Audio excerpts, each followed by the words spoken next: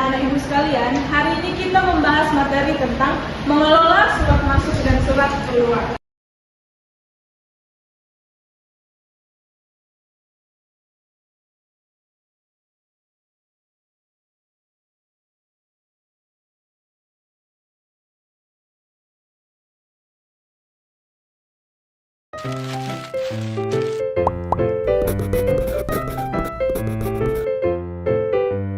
Nah, coba anak bayangkan kalau kalian sekarang bekerja di sebuah kantor.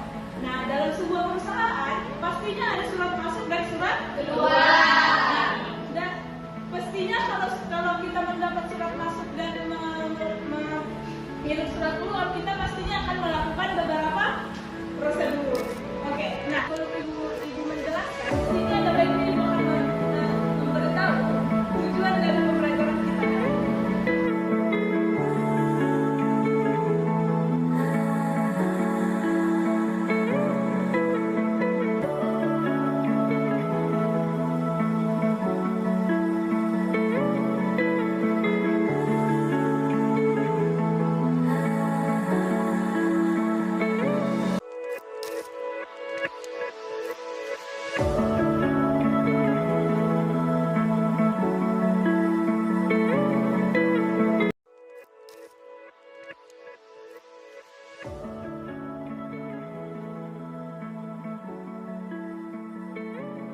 Baik anak-anak sekalian, dalam materi kita mengelola surat masuk dan surat keluar, kita harus mempelajari dengan tujuan pembelajaran yang kita dapat, yaitu yang pertama mengetahui pengertian surat masuk dan surat keluar, yang kedua prosedur pengelolaan surat masuk dan keluar, dan yang ketiga mempraktikkan pengelola surat masuk dan surat keluar.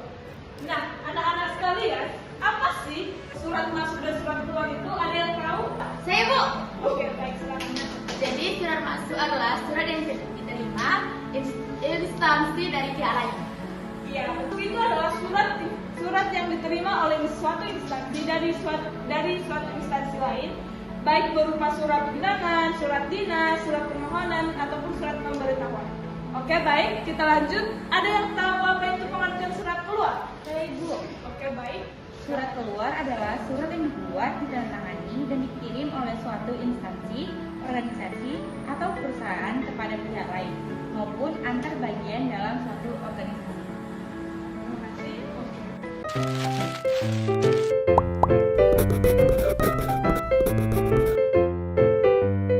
Oke, baik anak-anak sekalian, kan tadi kita sudah bahas tentang pengertian surat masuk dan surat keluar. Nah, di sini kita akan melanjut kepada prosedur pengelolaan surat masuk dan surat keluar. Nah, di sini Ibu akan menjelaskan sedikit tata cara pengelolaan surat masuk dan surat keluar. Nah, di mana prosedur pengelolaan surat masuk ialah yang pertama menerima surat masuk dari petugas administrasi. Yang kedua, menyortir surat berdasarkan jenisnya. Yang ketiga, pencatatan surat dalam buku agenda. Dan yang keempat, disposisi oleh pemimpin. Dan yang kelima, pengarsipan surat. Nah, yang berikutnya adalah prosedur pengelolaan surat keluar. Yang dimana yang pertama itu pembuatan konsep surat. Yang kedua, persetujuan pimpinan. Dan yang ketiga, pengetikan surat. Yang keempat, pencatatan dalam buku agenda surat keluar. Dan yang kelima, pengiriman surat kepada pihak yang ditunjuk. Nah, di sini anak-anak sekalian mungkin sudah paham itu mengetahui pengertian surat masuk dan surat keluar dan bagaimana prosedur pengelolaan surat masuk dan surat keluar. Nah, di sini kita akan mempraktikkan pengelolaan surat masuk dan surat keluar. Nah, alangkah baiknya di sini kita melakukan diskusi antar kelompok supaya kita lebih paham dan kalian lebih memahami tentang bagaimana sih mempraktikkan pengelolaan surat masuk dan keluar. Yang dimana kelompok 1 akan membahas tentang mengelola surat masuk dan kelompok 2 mengelola surat keluar, dan di mana kelompok 3 akan mempraktikkan langsung tentang pengarsipan surat. Oke, baik. Di sini Ibu akan membagikan kelompoknya, di mana kelompok 1 Cut, Naura, Pina, Anastasia dan Selin. Yang kelompok kedua Rizka, Nadine, Grace dan Nujul. Dan kelompok yang ketiga Ratu, Nadine, Widya, Rau dan Ais. Di sini anak-anak sekalian udah tahu kan apa itu materi yang per kelompoknya? Sudah, Bu. Oke, baik. Sekarang dimulai diskusinya yang diambil.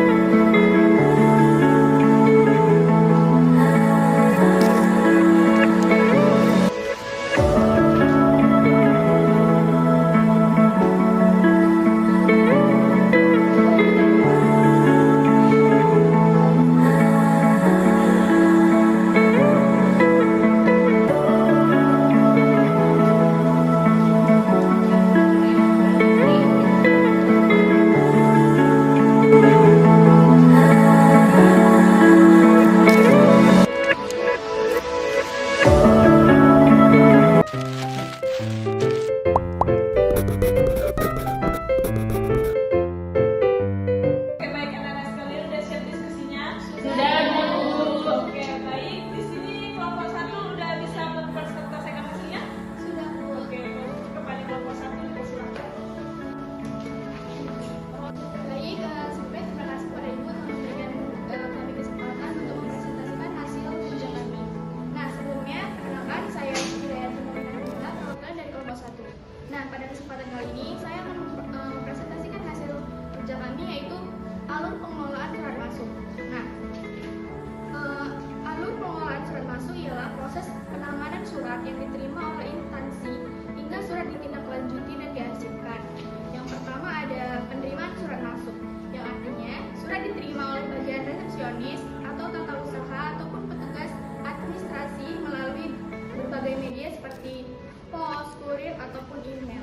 Yang kedua adalah penyortiran surat, yang artinya surat yang masuk kemudian dipilih berdasarkan jenisnya, misalnya surat dinas, surat pribadi, surat penting, dan surat wasiat. Tujuannya adalah agar bisa ditangani oleh pihak yang tepat. Kemudian yang ketiga adalah pencatatan surat, yang artinya surat yang sudah disortir kemudian dicatat dalam buku agenda surat masuk atau sistem administrasi. Data yang biasanya dicatat antara lain adalah nomor agenda, tanggal diterima, nomor surat, asal surat, dan perihal surat. Kemudian yang keempat adalah pemberian lembar disposisi. Setelah dicatat, surat dilampiri lembar disposisi untuk diberikan kepada pimpinan. Lembar ini digunakan pimpinan untuk memberikan arahan tentang tindak lanjut surat. Nah, kemudian ada nomor 5 adalah penyampaian kepada pimpinan, yaitu surat diserahkan kepada pimpinan atau pejabat yang berwenang untuk dibaca dan diberikan instruksi atau disposisi. Kemudian yang keenam adalah distribusi surat.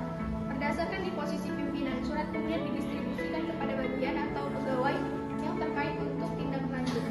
Kemudian terakhir adalah pengarsipan surat. Setelah surat diproses atau ditindaklanjuti, surat tersebut diarsipkan sesuai dengan sistem kearsipan yang berlaku agar mudah ditemukan kembali jika diperlukan. Baik, sekian presentasi dari kelompok 1. Terima kasih. Oke, baik. Untuk kelompok 2 dipersilakan untuk mempresentasikan hasil diskusi kalian.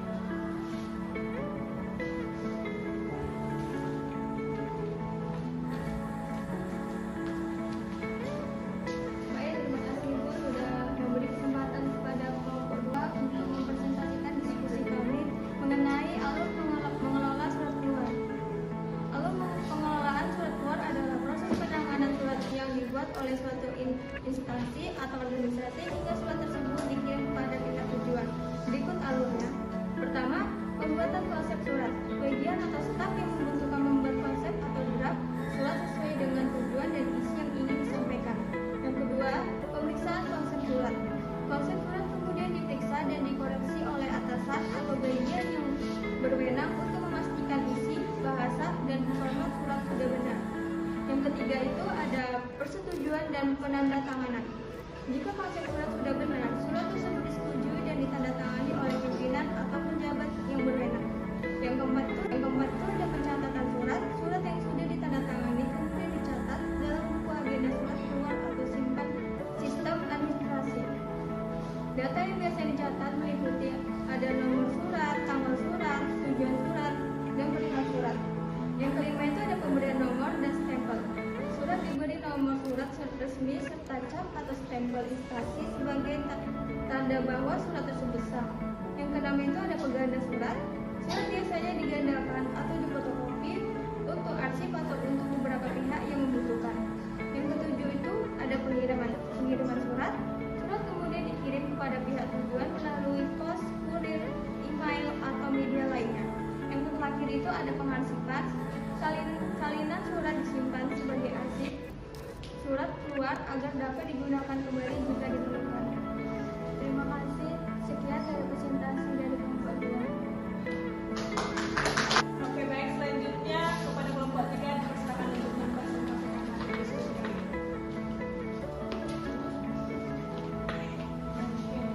Assalamualaikum warahmatullahi wabarakatuh. Waalaikumsalam warahmatullahi wabarakatuh. Selamat pagi Ibu dan teman-teman semuanya. Kami dari perwakilan kelompok 3 ingin mempresentasikan dan mempraktikkan mengarsip surat secara manual. Jadi di sini saya akan mempresentasikan langkah-langkah mengarsip surat secara manual. Yang pertama itu ada checking atau pemeriksaan, yang dimana memeriksa apakah surat sudah final, yaitu ditandai dengan tanda file atau disposisi dan benar-benar disimpan. Yang kedua itu mengindeks, yang dimana menentukan kata tangkap atau judul surat berdasarkan abjad, tanggal atau subjek.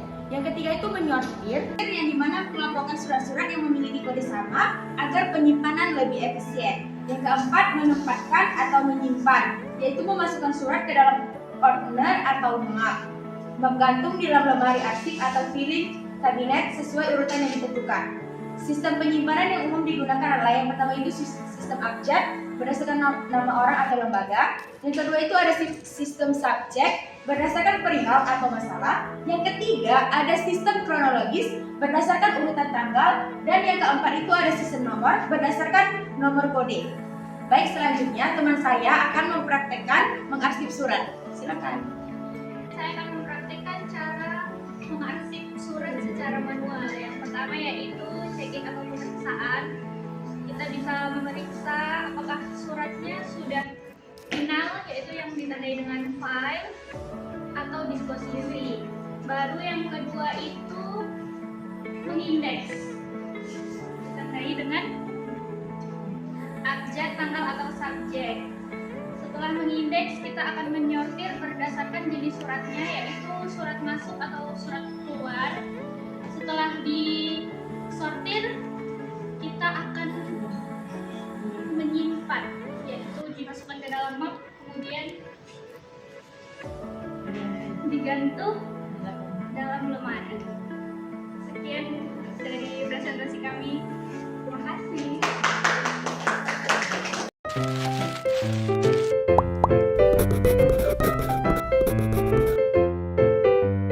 Kesimpulan dari pembelajaran kita hari ini adalah pengelolaan surat masuk dan surat keluar sangat penting dalam sebuah organisasi. Mengapa demikian? Karena pengelolaan yang baik, informasi dan surat dapat tersampaikan dengan tepat, tertib, dan mudah ditemukan kembali ketika diperlukan. Baik anak-anak sekalian, sekian materi yang bisa Ibu sampaikan. Semoga pembelajaran kita hari ini bisa berguna untuk di masa